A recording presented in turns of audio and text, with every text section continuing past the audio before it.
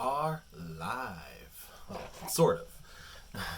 In case you haven't noticed, there was no new pod up on our YouTube page at High on Hollywood. But we did have a podcast released this week on Wednesday on our normal podcast, the places we put our podcasts, which is Spotify, Google Play, SoundCloud, iTunes, those normal podcast places. But we didn't put up a video. That's because the podcast that we put up, we had previously recorded in December.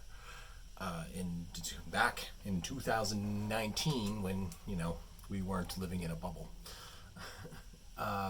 Back in December, me and Austin recorded a bunch of different pods, just kind of to get the flow of things and have some sort of backlog, catalog. So what you're going to listen to after this message is a podcast on Hellraiser, and the reason why we're putting it out is because we've already recorded a new pod together on revisiting Hellraiser and talking about Hellraiser 2, Hellbound Hellraiser 2, and we want to do another series on, the Hellraiser franchise, possibly excluding the Dimension Extreme crap that you tend to get.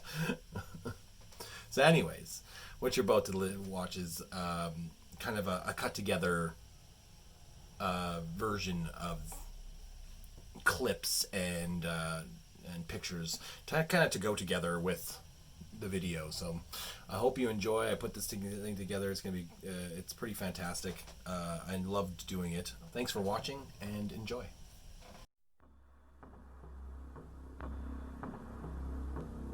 This is High on Hollywood with your hosts Austin Campbell and I'm Clint Fleury. And we just want to give a little disclaimer before we get into the discussion this time, because we're going to be talking about Hellraiser from 1984, and quite frankly, that's going to involve a lot of sex talk, a lot of philosophical stuff. We're two guys, we're two males, so it's going to be a fairly male-driven perspective on a lot of the imagery in the film and the characters and stuff like that. So just a forewarning. Yeah. Sometimes we don't get the whole sphere of male and female relationships because we're males. Yeah. So we don't want to claim to know everything, and well, maybe on a future maybe we can revisit this exactly from a feminist perspective. Well, we can bring in a female and get a female perspective. That would be really interesting. So. Yeah, never going to convince my girlfriend to watch a horror movie, but anyway. I don't really know who to watch this movie. I find like there are horror buffs out there. Oh female God, yes. Oh, 100%. I've watched many a female horror buff discuss, and there's a lot of great female horror writers and directors out there, especially right now that are on the scene, and I'm actually quite excited to see where they take that. Like the new Black Christmas that's coming out, totally female written and directed. I didn't hear about that. Yeah. And I think it looks better than the 2006 remake. Yeah. Anyway, Hellraiser, get 1984. Jesus wept. Jesus wept. That was great. I have stuff to say about that too. It's just like Jesus. Well, the religious aspects of Hellraiser are that's something that's like already immediately on display. You're can see this, the whole.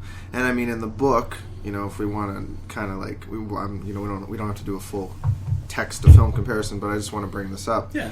Pinhead is originally known as the Hell Priest. Yeah. So I think that's really interesting, he definitely resembles the Hell Priest. He's obviously the leader. He's of the congregation that surrounds him. Right. Although in the book that is different, but in the movie, he's the leader, and the Cenobites, man, classic horror movie villains. They are right up there with 80s horror villains with Krueger, Jason. Fuck yeah. Right alongside. I mean, when I was a kid and I started watching this movie, it was in the 90s, so I was, it's not too bad. I revisited it. I loved this character. He was truly frightening, right? But I was drawn to him. To look at him I could not stop looking at him because of just the aesthetic design, and it was just, and I wanted to know more about this character and who this thing was, because as a kid you grow up with a lot of the religious ideas, like in our Western world, Christianity is number one, so you grow up learning about heaven and hell, and then you see this hell priest, this figure there that's commanding everything. But that's also clearly like humanoid too, and like, you know what? No, they're like, you touched upon something that I mean is immediately and has always been kind of what draws me to Hellraiser and that general universe. Is Clive Barker's designs.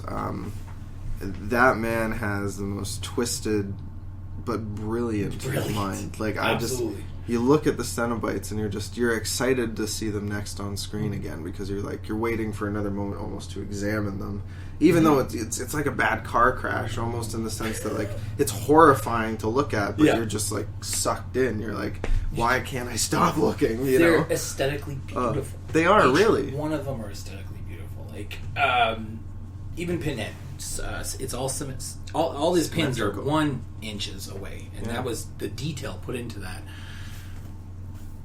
You had to recognize it as something that was just, it's a work of art. I mean, I was reading the other night, or this morning technically, about kind of in Hellraiser 2, you see that big thing, the Leviathan in the center. It's the diamond thing that spins in the center of the labyrinth, and they mentioned that essentially in this universe, or that dimension, it's like trying to bring order to chaos, because that's kind of what I think of, I guess, when I'm thinking, okay, why are these characters, why are their bodies so symmetrically disfigured, and like it's just you're constantly asking yourself why. What's the story behind this? And then in the second one, even though they expand on Pinhead's story specifically, we're still left to wonder with the rest of the Cenobites. They all have a story then, clearly. If Pinhead was a human once and all these were humans once, like what was the transition? How did Chatterer go from being a child to Chatterer? Like, ugh, like, it's terrifying. It's like, Chatterer was but that was very scary, because especially like he was the enforcer. Yeah, exactly. He's the first. He grabs Christy and shoves his fingers in her mouth, and you're like, oh. Yeah, I know. But that's another brilliant moment too, where I'm like, wow. And you know what? I've never heard anyone who worked on Hellraiser, and specifically that actress too, who played Kirsty. Like, she still to this day, she goes to horror conventions and she's like all about Hellraiser, and I'm like, I haven't heard anybody who had a bad experience on the first 2 movies in terms of like working with the actors or like anything. I like, for a movie that's about a lot of gruesome and like kind of pushes the boundaries in a lot of ways. There was no controversy behind the scenes, which is really surprising. Have you watched the Leviathan documentary? It's called Leviathan, the story of Hellraiser. No. I started that last night after I watched it. Okay. I was falling asleep to it. So I didn't watch all of it. So I fell asleep halfway through. I might be talking. I am talking to my ass here. It's just the sense I get. Like the history around that the first movie was that this was like Clive's kind of first movie. Clive was into. He's into everything. Like they all called him this brilliant genius, great guy, right? Right. But they were all friends. Like all the cast, they all knew each other through theater groups, and there was like a tight knit group, and they all made this movie together. So that's where you see that kind of chemistry. Kirsty was rehearsed; she came in. Yeah. But everybody that was building this movie kind of like worked together already. Which reminds me, I want to. I meant to do this earlier, but I really want to get the makeup and effects person's name right here, the company, right, because that's such a big part of this film. Oh yeah. God damn it! But anyway, okay. So the documentary is on Shudder. Okay, perfect. So we've been talking about Shudder. You should get it back. I know. I dropped it when I was like I was paying for other streaming services, and then I was like, fuck. Yeah, I think it's worth it now. I we'll think so cut too. This up. Oh God, yeah, we can cut this part out. But still, no. Ashley Lawrence is Kirsty. Claire Higgins is Julia. Andrew Robinson is Larry, who's originally Andrew in the book. For all you people interested. Also, another interesting change from the book to this movie that Barker makes, which I like, is that Kirsty is no longer just like a love interest, right? She's now his daughter. And there's this familial connection. Weird thing about Hellraiser, though, is how it was, and I don't know if you got to any point in the documentary really about this, but the dubbing over of Frank. Yeah, instead of having there were two different. There was two different actors. I guess technically three different actors playing Frank. Right. And I forget. I don't know his name, but yeah, the actor was just a body. Yeah. And then I guess the voice was dubbed over. Yeah. They didn't really address it in the documentary, but I didn't really notice it. Well, and I think with the way it was well edited, well edited to be seamless in that sense. But I don't know. That's always kind of weirded me out about the movie. Like, why? Yeah. Why do we gotta? But then again, I know there has been in the past, and still even to this day. Although I don't think it's as bad anymore. There used to be this American audiences won't watch British stuff. You know what I mean? That that used to be a thing. So I think that's probably part of it too. That could be, yeah. But I just found it does kind of it confused my brain the first time I watched it because you're watching for a while and you almost forget it's set in England, and but it's not. It's America. They're moving out of Brooklyn. And and the thing is, would you know that going into that movie, into the theater? Like it's they didn't. The only one that sounded real British was Julia. Yeah, exactly. And what's his name now? Not Frank, but his brother his name is Larry. Larry, yeah. Larry is American. He's pretty American.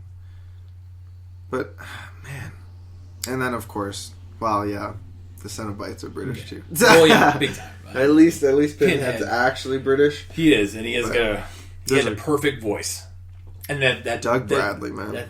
That voice, like you can't ever not hear Doug Bradley as Pinhead. I mean, I could not. I've never heard anybody deliver it with the same gravity. It's not right. It's just not right. No. And it's one of those characters that lives and dies with him.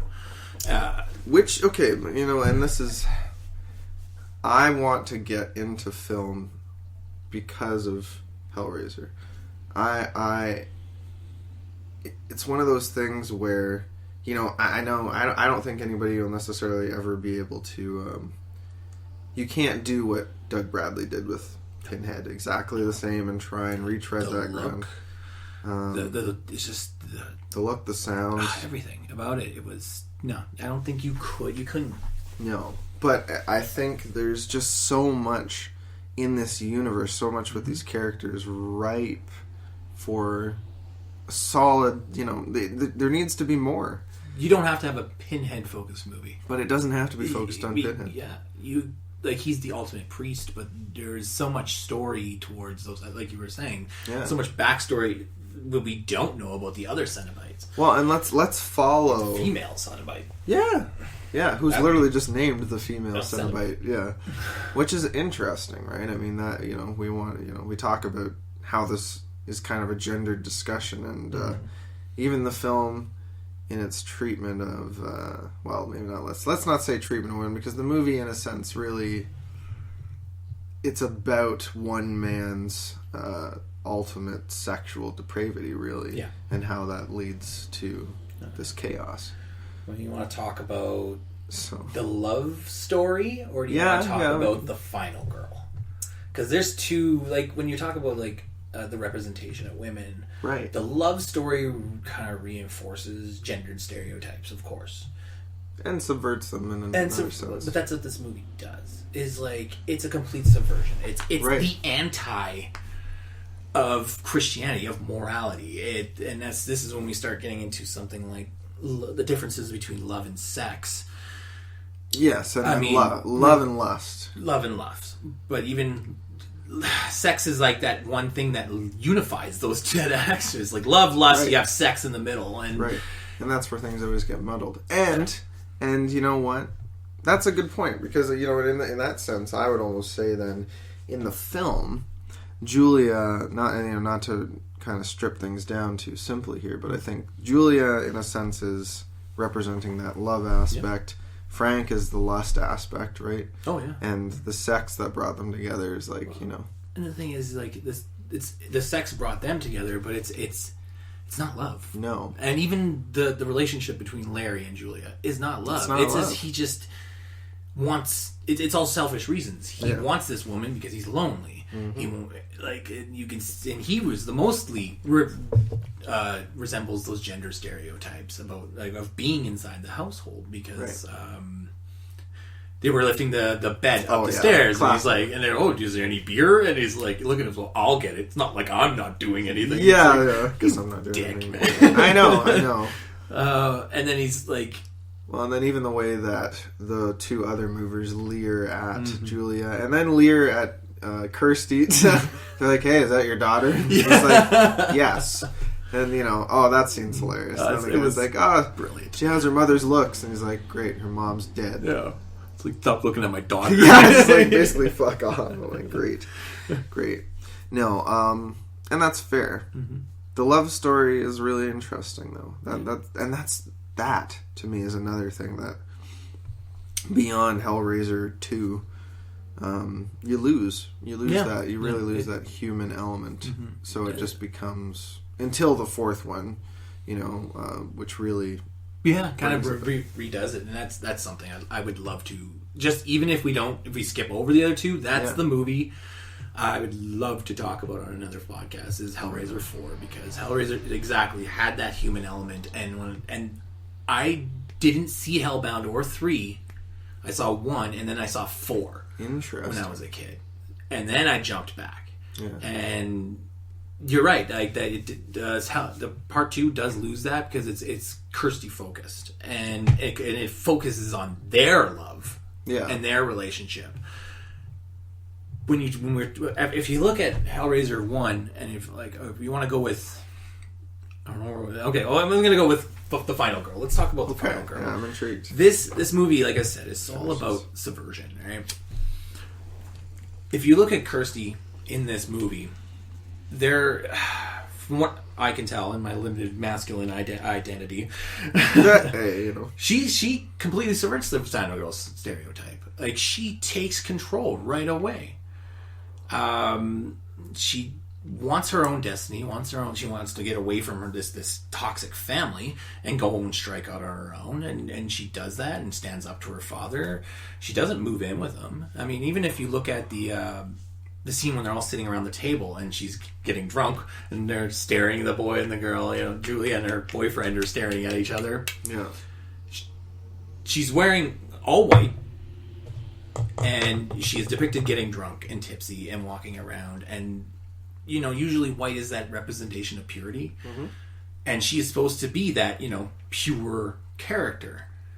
That morally right character. After that night, she goes home and sleeps with a guy. Right? And usually in horror movies, that's the normal trope, is when you sleep when you lose your virginity, you are basically dead. She takes control of the whole entire situation. Like, she's... scared out of her fucking mind, but who wouldn't be? I know I'm here. Okay, I got more, so just think about that for a second. And then, at the end of the movie, she's the one who makes the deal with the Cenobites to bring Frank. She's the one that goes into the house, trying to get her father out. She's, obviously that kind of fails, but that's normal trope. But then after that, she breaks free. She runs away from the Cenobites. And when her and her boyfriend are in the hallway and they're fighting over the big slug penis looking fucking thing. Yep. The boyfriend, he tries to grab the box out of her hands, and she just fucking gut checks him, and it's just the box, and is like, get away from me, I'm doing this. Yeah. That's a good point. I think she wasn't a morally right character either. I mean, like, out of that whole excited thing I just spilled out, when it all comes down to it, she subverts those entire ideas of what the final girl represents. And I guess in a sense, you already said it, but this whole movie is a subversion. Mm-hmm. And I think that ties into that theme. Yeah. But that also, to me, further underlines that reoccurring dream of hers, or I guess I think she has it twice. She has it twice. The one with the bed sheet that turns to blood. And then there was the flower. Yeah. And then when she goes, like, you can even say when she goes inside the hellscape, that it mirrors that recurring dreamscape. Right. Well, and like she's so I guess really in a sense this is a film about, Kirsty becoming a woman too. Becoming a woman, right? Yeah. Coming of age. And wow, I hadn't really looked at the narrative of Kirsty. In that sense, in right? the final girl sense. Yeah, and especially like how it subverts those tropes. Definitely. To become. But she's in white. Wow. She's in white through like half the movie. It's true. She has a white T-shirt at least. And throughout the entire movie, all the way to the end. White shirt, jeans. She looks like your, average innocent American teenager. Yeah, girl next door. Yeah, unassuming. She occupies the tropes of the final girl, yet her character goes in and undoes some of those things that America or American cinema tries to reinforce, those social norms. And when we're of what you're supposed to be. She's single. She's not attached to anybody other than her father, and she's making it out on her own. She's traveling on her own. Yeah. You're right about the amount of agency that she has as a character. That is sneaky. That's pretty sneaky, Mr. Barker. I see what you're doing. I'm scaring the cats. Yeah, the cats. No, you're just skittish. God damn. And with such. This movie's layered too, and it's the theme of subversion in this layered movie. Right. When you're like, that's just Julia's character. And when you look at the love story between Larry, like this love triangle between Larry, Frank, and Julia. Julia.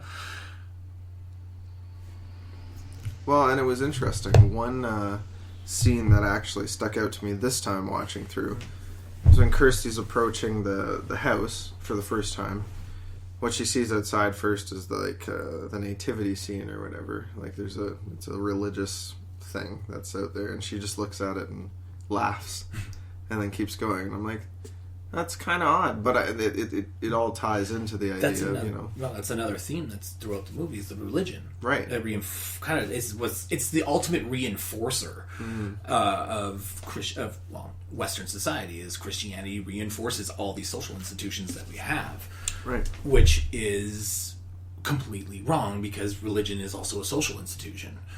And I guess the commentary really with Julia and Larry's relationship then is that marriage itself is an institution. Like it's you know what I mean? And it is, right? Definitely. The family institution is one of the most important institutions in our society. Right. It is the building block. Just that marriage itself is just a construction, though. Well, it's that always people. Yeah, people just choose to be with one another, and they just stay together. Whether or not you say, "I'm your husband, you're my wife," you're my girlfriend, you're my boyfriend. It's all about. It's really it's about. It's time. It's a matter of time. It's not the emotions shared between two people. It's not a matter of the label per se. And so I think, when Frank and Julia have sex right on top of her wedding dress, it's kind of like a big Clive Barker's big middle finger to the institution of marriage. Yeah. Yeah. And how it's kind of a construction there. Definitely. because that comes into the idea of what is love. Right. I mean, and I'm pretty sure that anybody's listening to that part just, saying, baby, don't hurt. Yeah, exactly. Well, and see, that's the thing, right? We watch as Julia is seduced by Frank, but we know it's almost dramatic irony, right? Even though which is interesting. Yeah. Holy shit. Oh, there's a Holy shit, Clive. What have you done, man? You wrote something, you directed and edited something so deep. I don't even think you realize. No.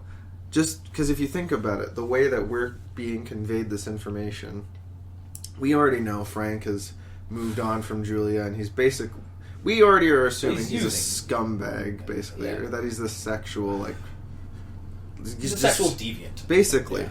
Basically, like the extreme version of any sexual deviant in your worst nightmares.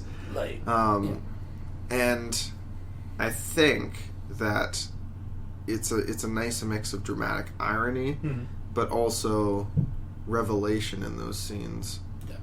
Where we're like, oh my god, he's taking advantage of her. Also, like, I can't believe you fell for this guy.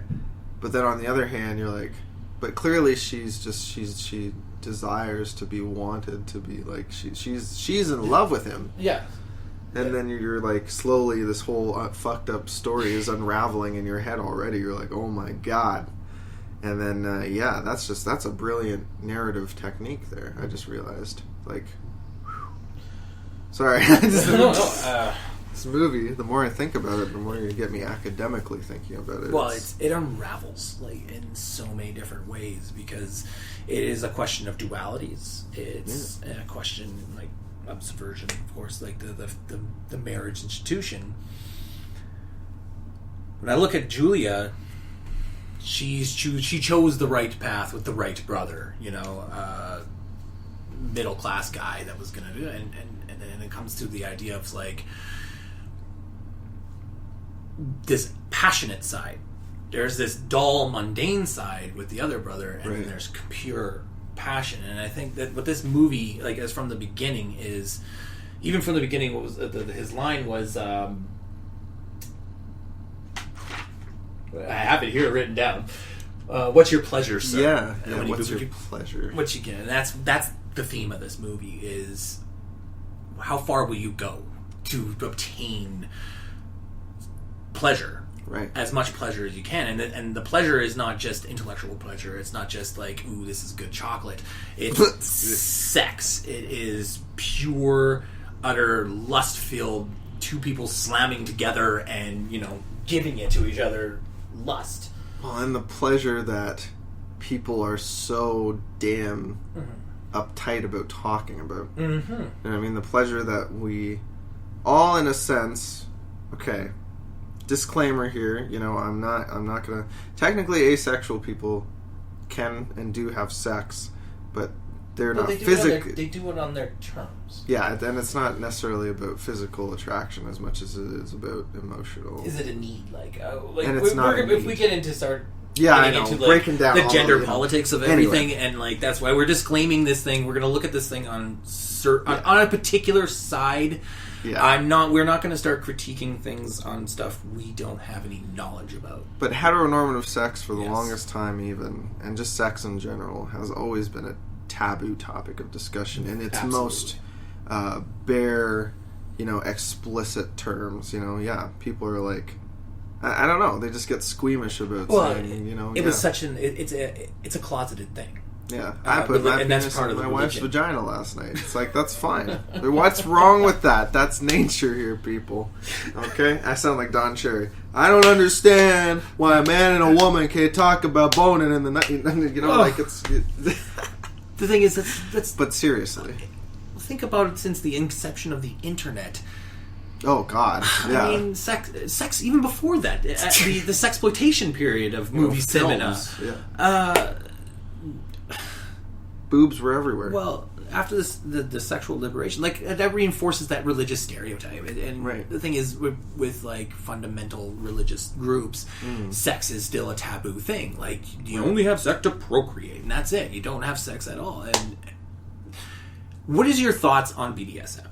Is BDSM a thing of liberation or is it something that should be kept in the dark, or something like misogynistic? As someone with experience,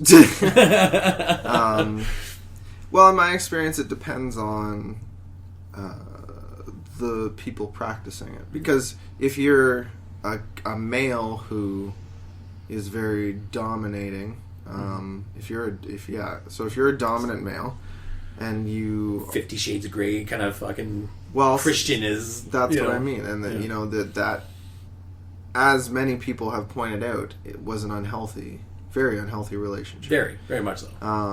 I've never seen the movie, but my wife has watched the movie, and from what I can know, yeah. But it can be done in ways that are totally healthy.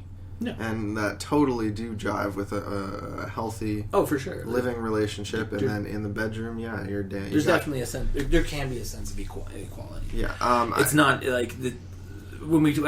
This is not the 50 Shades of Grey podcast, but from what I know, as Christian was he hated women. I mean, and usually when people like it, when I think of like BDSM as a social thing that people do, I think of, your neighbor across the street is just kinky. Yeah, and that's okay. That's basically what it is. Yeah. That's why it's not these BDSM clubs and shit like that where everyone's just going. I'm sure there's probably there's swingers clubs. And, sex is open to a lot of things, and that's that's kind of what this movie trying to say. There is a misogynistic undertones to that relationship. Like Frank is completely, to bring this back to Hellraiser. Oh yeah. Frank is it's selfish. He is just doing it because he wants to have pleasure, and that's why his quest to get the box was all for himself, and everything that was before that was an object. He just used it like a freaking fleshlight. Well, and here's the thing. I mean, BDSM is about it's an exchange, and I think the one thing, yes, you could ask is, are the Cenobites, are they a critique of that lifestyle? Is that saying, are we ever going to be satisfied?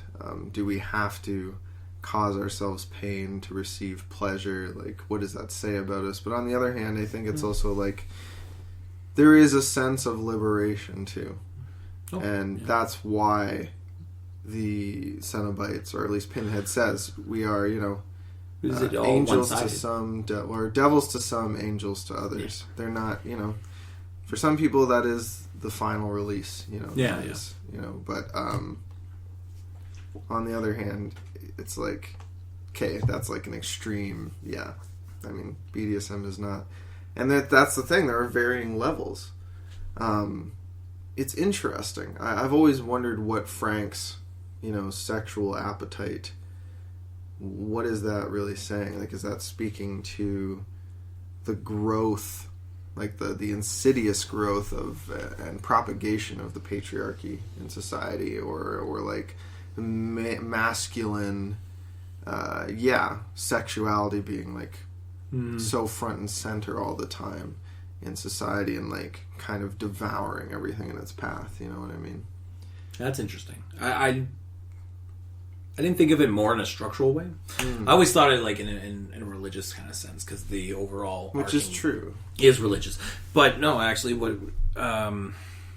You're absolutely right. Like Frank is this idea of the overindulgent sex addict that's is never satisfied. He's gluttonous. Right? Not only is he's lustful, he's gluttonous to consume bodies, to consume pleasure, and you can definitely look at it as a way of like how that's how males view the world, as completely as an object. Everything is an object to grab and have, because we are put into this position. We're socialized into this position, right, of being the provider. So we need to consume, like we need to grab and objectify everything that we have. What do you think about like? So just kind of bringing it back to the religious aspects, as you were saying too. looking at Frank as like a fallen angel, like Lucifer. I was going to bring up the exact same thing. Okay. I was going to use Antichrist. Okay. Because I think Lucifer suggests like father, and Frank is literally the Antichrist. He's Damien. Yeah. He rises up from the floorboards. True, he's born. He's born from the blood. Of He the Father. needs to consume blood and flesh to basically be resurrected. Right. So like, not Lucifer, definitely. He's But definitely still an Antichrist. he's I mean, still, that's like, still he's- interesting. Well, the thing is, the rising of the Antichrist brings judgment, right? Right. Judgment Day, and that's what he represents. And that's why I like to look at the Cenobites as not just demons. No, like you said, no. demons to some, angels to others, because the Cenobites are this force. Yeah, they're much more complex than that. You know, They reorder the shit that shouldn't happen. Like him being re-resurrected onto Earth. The Cenobite, like he said, he's like, I gotta escape the Cenobites. They're gonna come after me, and like when the Cenobites find out that Frank escaped, they were like, "What? No one escapes us. Yeah, they were pissed. No one disrupts the cosmic order, not the social order." And that's what their representation is like it's that dualities. It's that duality of heaven and hell. But Clive takes those two concepts and just mashes them together. Heaven and hell are the same thing. Especially when Frank was getting ripped apart. What did he say? I was looking for heaven or hell. I didn't care which. Right. And that's what he found. He found both. Both at the same time. Jesus wept. Jesus wept, and he was hanged on the cross at the end, and Jesus wept. He was the Antichrist. Yeah. Well, and because he positions himself like that. Literally, Jesus wept as him crucifying himself. Yeah. And making himself a martyr. But he isn't. He is not a martyr. Not at all. He's he's just going back. The Cenobites got him back. Right. And they're the one that stopped it. That whole frickin' come to daddy. I'm like, oh god. Oh god. And he repeated it through the dream, and that's how she knew. I know. She is like had some sort of premonition, say, "Oh no, shit! There's something very wrong here." To daddy. It's like, oh my god, it's Frank. Oh god. Yeah, that's so weird. That's like that is probably the funniest horror movie catchphrase for any villain to have. I couldn't take that too seriously. Oh, what did you make of, and what do you make of and this is kind of a random thing. I always said in my mind, if I ever remake Hellraiser, I'm going to cast Nicolas Cage in this role. Nicolas Cage is Pinhead. Yeah, no, see, but no, the homeless guy, the engineer. Is that what he was? I think that's what he's called. Is that what anyway, he's called in the credits. The engineer? Because I looked at him as Pestilence. I was wondering what he's one of the horsemen. Okay, the apocalypse. Like yeah. When you first see him, you look at him and he's eating the crickets. Right. And I looked at crickets and I thought of locusts already right. put in my head. And locust is one of the 10 Commandments thing. I'm not religion. You know, like it's one of the plagues. The plagues. Thank you. It's one of the plagues. So I looked at him as like famine and pestilence. Right. And yeah, because he has to eat these things, but he's always watching too. Yeah, he's following he knows he's following Christie, so he has this insider. Like the ending makes it like I can understand that scene a little bit more after watching the ending, because when he walks up and sets himself on fire, he's the gatekeeper. Right. Famine, pestilence, war, and death. Mm-hmm. I was just trying to remember what the 4 horsemen of the apocalypse were. He's almost like all of those, really. You know? Almost. Yeah, he turns into the dragon at the end. So I mean, that's war and death. I guess you could say. Well, if you go back to biblical, the dragon is Lucifer, right? Right. So probably war then. you could probably look at them as all three. You could probably look at them as a single one. I prefer to look at them as all three because it's just an easier representation. But yeah. Or four, yeah. Well, because ultimately, I I don't think of him as death because he's more the bringer of death. Like he ushers that person to death because what he does is he brings the soul, the box back because. That's true. Right back to well, whatever or whoever the other gatekeeper is. It's a gatekeeper, which also says that chaos is also a part of order. It has it has a system. It has to because you can't have order without chaos. So that box just can't be thrown away. It has to come back. And that gives it back to that philosophical aspect of the Antichrist and who the Cenobites are is like the reordering of the cosmic order. I want to see like a movie where, there's so much you can do. I want to follow a main character who like eventually becomes a Cenobite in the end, and it's like this that would be cool. It's a bittersweet ending in some way, shape, or form. But we also get to I don't know. Do we all become Cenobites in the end? That's the real question. Or are question. we just like constantly like is it our concept of hell of being tortured for the rest of our lives, or do we, or like even if you relate it back to Supernatural, which is eventually your tortured soul becomes a demon in the end, right? So. Well, I guess, the question is, right, like, would you choose to, or be given the opportunity, I guess you want to say, to ascend to a rank of a Cenobite, or would you be subjugated for the rest of eternity to have your soul torn apart and recompiled and then torn apart? And, I don't know. But that's that's part of the interesting question, right? It'd be like, okay, what are the morality is almost out of the question at this point because it's like, where's the balance? It's just about balance. It's about chaos and order, like you said. The more we talk about it, the more I realize how much in my own writing Clive Barker really has influenced me because like that's a lot about kind of what I am getting at in my creative project at least and stuff like that. But I didn't realize how much Hellraiser influenced me. That's the great thing about this movie, and that's why I think we decided to switch it because we were gonna do Alien. Yeah. Which is something we're definitely gonna pick up. Of course. Alien is Alien. It's Alien. It's right up there alongside of like Hellraiser and those movies that stick out to you as a kid and stick out to you growing up and influence your creativity because this movie was it was mesmerizing from the beginning to the end.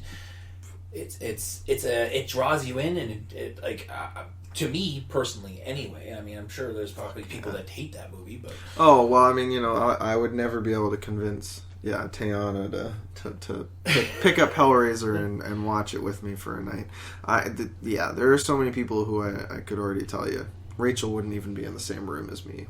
But I think a lot of that has to do with the gore. Oh, it's body horror. Which is like, I don't know if you look at it this way, and I mean, this is where we can at least talk more about our general experiences with film, and especially horror films, but I don't know. Growing up, I guess it's because I always just was like, it's fake anyway. Like, we're products of our time. Yeah, I guess. Yeah. Because we grew up. I mean, nothing like there are still things still creep me out, but like I can still at the end of the day be like, that was a great effect. Exactly, and that's when you look at it in that subjective kind of way, and that's the misconception with a lot of like what gore represents in our society, right? Where it's like, they're just what's the word? Like, well, I don't know, like a gore hound. Like, I mean, people think. I think. Okay. We're desensitized. That's yes. That society believes that we're just desensitized to it. We're desensitized to violence. But no, we can actually see it as this creative thing. It's like they put a lot of like the work that was put into Frank, like from the just the animation and like, oh my god, that whole rebirth scene. It was just amazing. He wakes up and he screams, and you still see his skull and ooze that was the amount of crap that guy had to go through to make his scenes with all this shit dripping off him. I know. I was like, oh. And then as he kept consuming more bodies, he was growing more and more, and eventually all that ooze turned into blood, and it's just, you can see all the...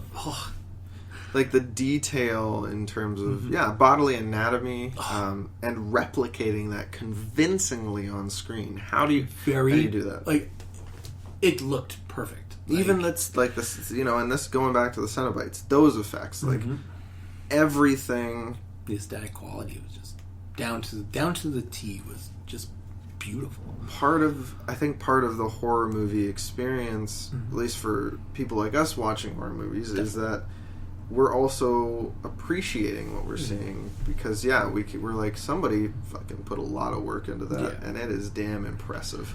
Like I honestly, I'm sure it's like stop motion or whatever before he becomes a fully formed being. But that sequence, I just have to, like, my eyes are like glued to the screen the whole time, because it's just fascinating. It's like, because it starts off with underneath the floorboards. Yeah, you see the floorboards, the little heart bouncing, thing, and the little heart thing, and then all of a sudden, like, you expect it to burst through the floorboards, but then all of a sudden these legs burst through the floorboards, and then they flop down, and oh my god, it was a work of art. It's creative, and the amount of time it must have taken, because I'm pretty sure it was stop motion. Probably the like arm that, thing was definitely all in one motion, but the little it was, and the time and effort you had to put into making that. Like, as a child, I thought it was terrifying. I didn't think about it, like, all the intricate ways that was designed, because I was looking at the story. The first time you watch it, it's like... every time I watch it, like, I watched this thing... I watched Hellraiser at least once a year. Me too, pretty much, the first time when I was, like, maybe 10 years old, 8, 9. I'm in the same boat. I watch it every year, because it's just one of those movies I always return to. It sucks you back in. Yep. You're like, man, I'm really itching for some Hellraiser. Like, I'm itching to go back and watch the Cenobites, hunt down some assholes. No. But as I grew older, I learned to appreciate all those little effects. Yeah. And so it's not a sense of desensitization, it's like an appreciation for a work of art, and that goes back to who Clive Baker was as an auteur, as an artist, as a writer, as a playwright. I mean, this guy does it all. Yeah. No, and it was genius. Like, he allowed his crew to do what they needed to do. He trusted in them with his vision, and it was a masterpiece. Like, it's a masterpiece of a horror film. That's and that's probably why I could sense that, even as a production. I don't know, there's movies you watch and you're like, I can tell, like, there was somebody said no to something, or somebody's vision was compromised heavily here. Like, I mean, Justice League, for example. You see a movie and you're like, that's a Frankenstein movie. That was patched together. But hashtag Snyder Cut. Yeah, exactly. Hashtag release the Snyder Cut. Do it now. No, I think Hellraiser is one of those movies I watched and I'm like, this is what, you took what you wanted to do and you almost translated it perfectly to the screen. I can see that. You can feel it in the film. That's the thing is with the book was being written at the same, like, it almost like overlapped. It almost overlapped because the book was released and then it's true, wasn't it long before? And then the movie was there. And the cool thing about this movie is that it was done on a lower budget. Right. It was 3 people on screen at a time. Yeah, and that's true. Relatively small cast. This house, like, you could have done this on a television budget, and the way they put their money where it counted. God, I mean, and I think that also is an important point, because that speaks to the actual cinematography as well. Mm-hmm. If you use your location well and you get the most out of what you're working with, and his shots were brilliant. I mean, even with Frank hidden behind the wall watching Julia seduce the guy, and he's just, you see half his face, and everything's just shadowed. all he needed was an empty house to shoot that movie, basically. Yeah, and like especially even though like after he was grown in that first transition when he grows out of the floorboard, so he's all bone and stuff like that. Yeah. How most of the shots were of his face. It's He's true. always, don't look at me, and and it was that we made it a lot easier probably on the actor to just instead of just having a full body. Yeah, exactly. No doubt. Well, I always wondered how they maintained that effect, and I could never imagine like the scenes where he's like touching Julia's face and he's got like goo all over him. I'm like, oh, like, oh my god, that made me so squeamish. Yeah. Then when she like finally when she puts his finger in her mouth, oh no, oh, like, what are you doing? Yeah, don't do that. Cannot be okay. But clearly you love him because you're okay. What's that? What does that say to you as a male? Yeah, you're like looking at that and you're disgusted. Are you disgusted because of the kiss, or are you disgusted because of like what the kiss represents? I'm disgusted mostly just because it's gross, man. I wouldn't kiss that. Well, it's interesting, right? Because you just saying that reminded me of something that kind of has always been. I don't know. Not. How do I put this? No, it's not. It's not really. But menstrual blood, okay, and the issue of having sex while she's on her period, essentially. That's always kind of been that's a matter of controversy. Not in the movie, No, I know, but that kind is a matter of controversy. Yeah. That brings me to that idea. Is it gross? Is that what you're asking? Do you think? No, I personally, I don't think it's. I don't think it's gross because it's just first of all, absolutely not. The menstrual cycle is just part of life, and second of all, wear a condom if you don't want to get blood. You know what? But if you could still have sex with your wife after you see her give birth to a baby, you think you're okay with a little bit of menstrual blood? I would think so. That is gross, it's this big miracle thing having like. And trust me, yes. Oh yeah, I was filled with a lot of emotions. Oh, for sure. That was fucking gross. Oh yeah.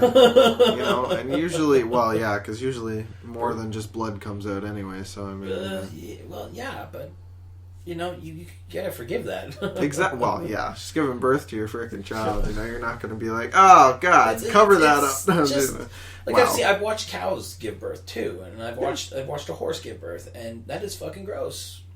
But for sure. But it's bodily fluid is gross. And I mean, if I walked into a room of just puke everywhere, I'd throw up. But I'm just thinking that's what Clive Barker really, that's part of the subversion, right? Is seeing her put his very bodily fluid laden finger in her mouth and being like, what are you like getting inside of you? But at the same point, you're like, but you've already been inside of each other anyway.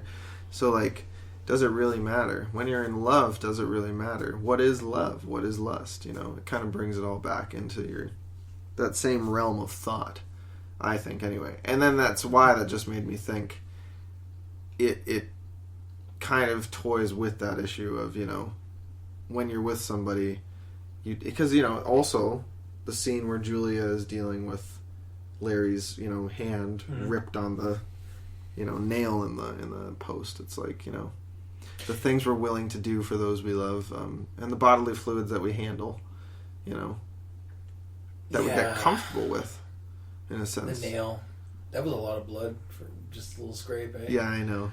It was everywhere. He really ripped hard. Apparently, he just. Which is interesting. Some of the skin effects in this film, like.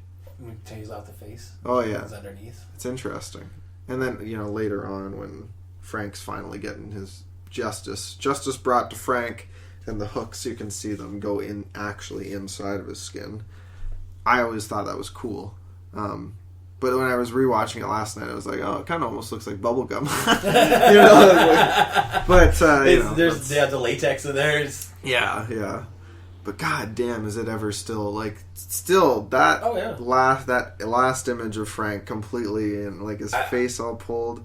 I love the first image. The first time when Frank comes, and when the Cenobites come in. Yeah. And he repieces his face. Oh, I know. Into a puzzle piece. Finds all the pieces and puts them in a puzzle, and then lightning.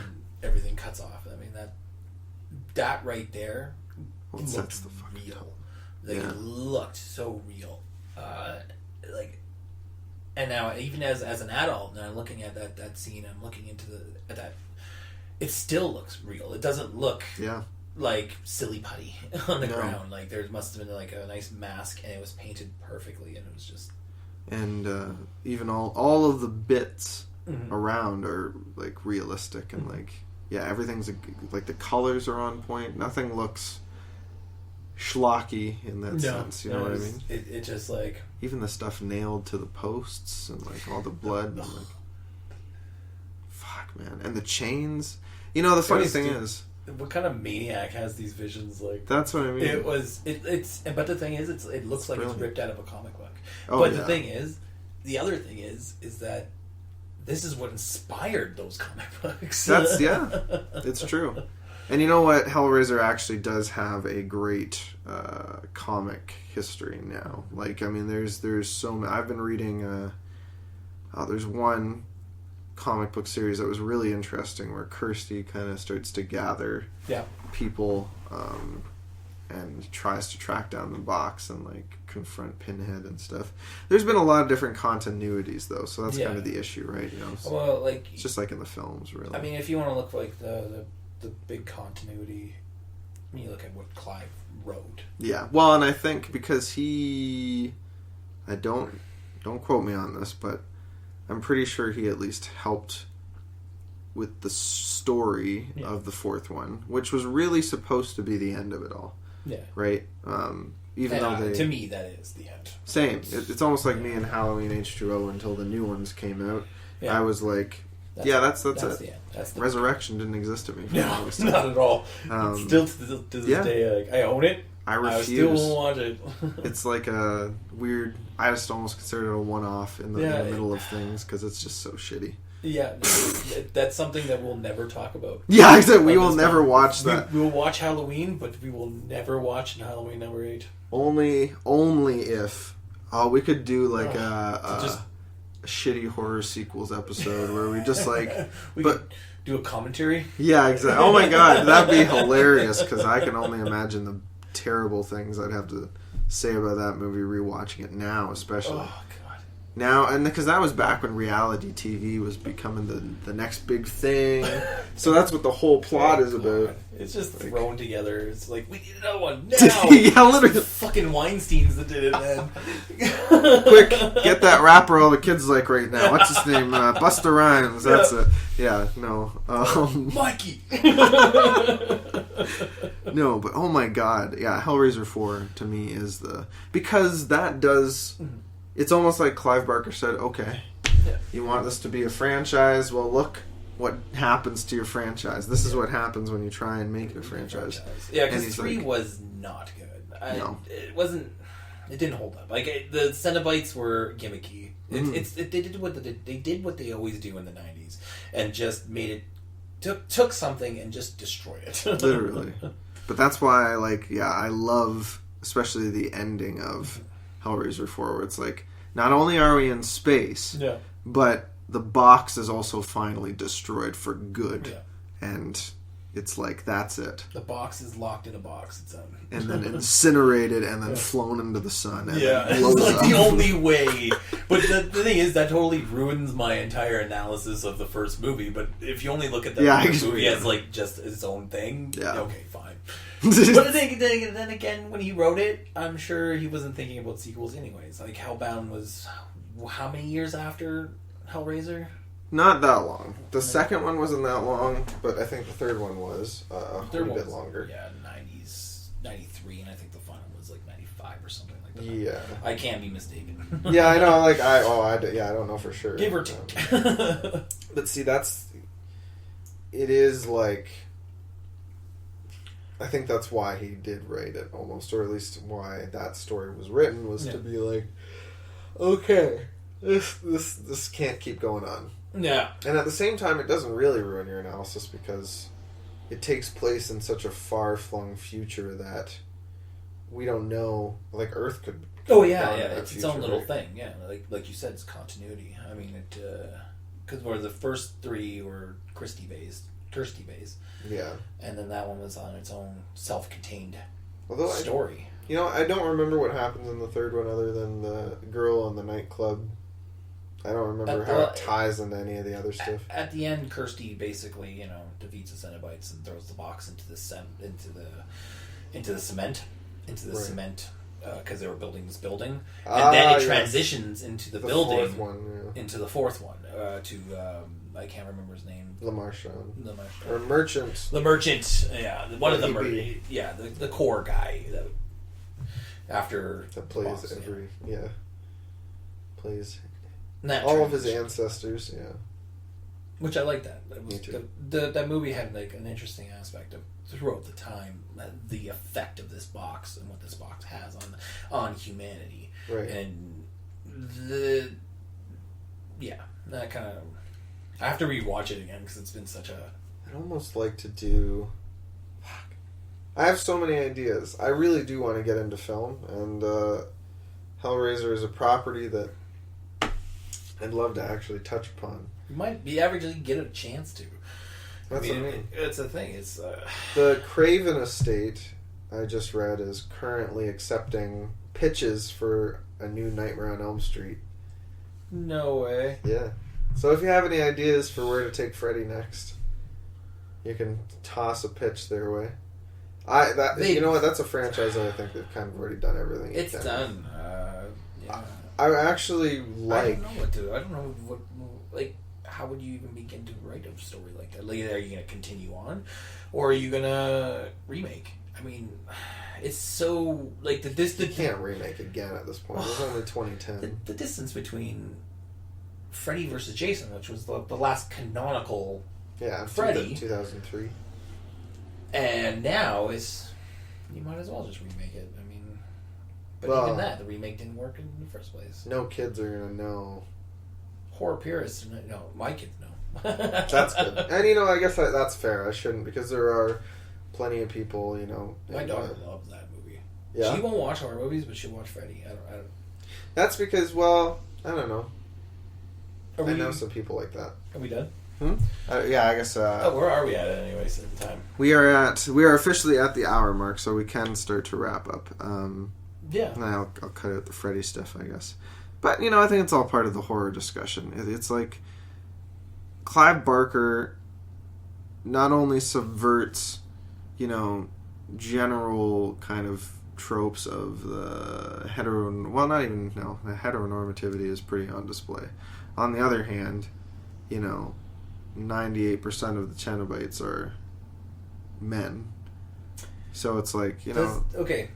Do you know anything about Clive Barker's history or lifestyle? Not entirely. Yeah. So, he's obviously gay. I mean, he's gay. He has a partner. Okay. He does a lot of really... I was looking at his partner's profile. His partner's a male model. Interesting. I didn't know Really, like, he takes the pictures, Clive. Yeah. And really good art. Like, it's really artistic, and it's beautiful how he centers this model. And the thing is, now, knowing that he's homosexual, does that change some of your reading of the Cenobites or of Hellraiser as it is, and what that's critiquing? The religious aspects or whatever aspects. That definitely makes the marriage criticism seem much more accurate to me, even more so now. I don't know if there's a queer reading here. Yeah, for sure. A queer reading of this text. That's fascinating. And like, it was something. It wasn't until I researched Clive for this podcast a little bit more, because I've only known him through his work, and I've never known of like history. I was looking on Wikipedia and I noticed this, and then that thought came into my head, was how that reinforcement of family and heteronormative structures might what is and I don't know what he's critiquing. Like I think or if he's critiquing it at all. Like what could be a queer reading of this? And folks, we have cracked the nut that is Hellraiser. It is about heteronormative, monogamous the dangers of heteronormative monogamous patriarchy. Yeah. I think that might actually be what it's kind of saying. Yeah. Now that you might, because really the heteronormative relationship isn't like the traditional, as you said, and fundamental heteronormative kind of setup is really what is in jeopardy kind of constantly throughout the film, or it's constantly threatened or undermined by all these subversions. And Kirsty being a character was a female, a young, independent 20, female character with so much agency who takes a guy home on her own, has sex with him, basically is liberated on her own terms, is up against a woman who is working within this heteronormative structure and is basically torn apart by it because she tries to live up to that ideal and yet undermines it at the same time. And she basically tries to have her cake and eat it too. Yeah. And I think Clive Barker is kind of saying anybody who lives within those strictures will generally find themselves, or at least is in the danger of finding themselves in a situation where they're trying to have their cake and eating it too. And how is that, representing the goodness of the institution of marriage? How does that, and at a time when homosexuals, especially in the UK, would have been very much, you wouldn't have been allowed to get married, first of all, that would have been way out of the question, but even just public displays of affection would have been, demonized. Yeah. So that, you just cracked that nut wide fucking open. Hellraiser is clearly a queer reading of society in that sense. It has to be in some way, shape, or form. All that imagery and symbolism, it can't not. Damn. I wouldn't say that's the only reading. No, it's not. It's not. That's just a dimension of it. That is just holy shit. Part of it. Like, that is just part of that cosmic idea of what Hellraiser represents. Mm-hmm. So anyway, on that note, actually, I think that's a perfect way to kind of wrap up the discussion on that. And wow, I have never thought of Hellraiser in such lofty, shall we say, terms, and yet it really is working on those levels. I would love to teach a class about this. Like, my God, there should be that should be on a curriculum. There should be a horror film class, or like a And I think that's the thing about Hellraiser is it's kind of underrated. It really is. No, with the general population. 100%. Like, there is it's not. I wouldn't say it was a cult following because it was a huge movie in the 80s. Mm. I mean, it was at a time where horror was at its peak, so it came perfect. But after that, it's kind of fallen over the wayside. Like, I never hear anybody talk about Hellraiser or bring up Hellraiser. Or it's true. Well, and like I said, I feel like there was just like this loss of ability to grasp what Clive Barker was actually kind of playing within the first couple films, because after that it just boils down to generic horror fare. Pretty much. Or they do weird things with it, like it was one I was watching, which was like Dead something. Hellraiser Dead something, not Dead World, but it was because that one was they didn't make any sense, and then it was just those movies. I look at them as like failed properties that let's just attach the Hellraiser name onto it, and we'll tack Pinhead in there at the end, and there we go. Now it's relevant. Yeah, it's sad when that happens to a franchise, but that's why I think after this discussion, especially, Hellraiser has so much potential to be something way more I don't want to necessarily say intellectual, because that sounds so prohibiting and so classist almost, but like just there's a lot to it that could get back to more cultural studies and stuff like that, like an idea of what horror represents, and speak to society more too, because I think that's when horror is really effective, when it actually is playing on our fears and like our very real fears. That horror it throws us into those spaces where we have to confront those constrictions that we're under, and Exactly. those taboos, and it puts us. It's not just gives us a chance to transgress, but it gives us a chance to also confront our own social norms. And I think the Cenobites force us to look at ourselves and say, how are we bound to a system? How are we bound and unliberated? Like, in what ways could we still find liberation? It's a push and a pull. The movie makes you think. It shows you the extreme of seeking pleasure and seeking, stimulation, but then at the same time begs you to ask the question, how far, like you said, how far are you willing to go? Yeah. How far are you willing to go? Oh, not as far as Frank. No, fuck no. Some people, no, but I'm just saying, that is how some people would answer that question, but then it's like, okay, but how do you define that? Yeah. It's interesting. It's very interesting. Where's the balance? Where's the balance? Yeah, you got order and chaos. You have to have that balance between. On that note, and and we'll actually, we'll sign off, I guess, and thank you for listening. Next week, I think we're talking about. So next week we'll be talking about It Follows. Yeah, perfect. And then Evil after Dead. that, Evil Dead, the remake. And I think we'll end this horror series off with Tucker and Dale, something like that we were talking about subversion. Something that goes in the complete opposite direction. And I've never heard it, and I've heard some great things, so I'm very excited for this. Yeah. Okay. All right. All right. Thank you. Take care, This has guys. been another episode of High on Hollywood.